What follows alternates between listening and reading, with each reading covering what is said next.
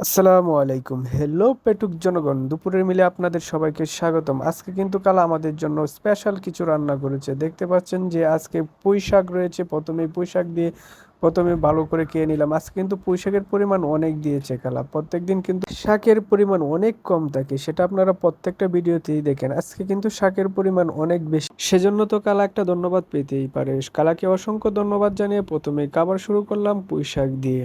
পরবর্তী লিস্টে রয়েছে মাছ। মাছ কিন্তু প্রত্যেক দিনের মতো পেঁয়াজ বোনা দেয় নাই, আজকে কিন্তু তরি তরকারি পরিপূর্ণ আছে। প্রথমে দিয়েছে পটল, তারপরে আলু এবং বরবটি দিয়ে রান্না করেছে।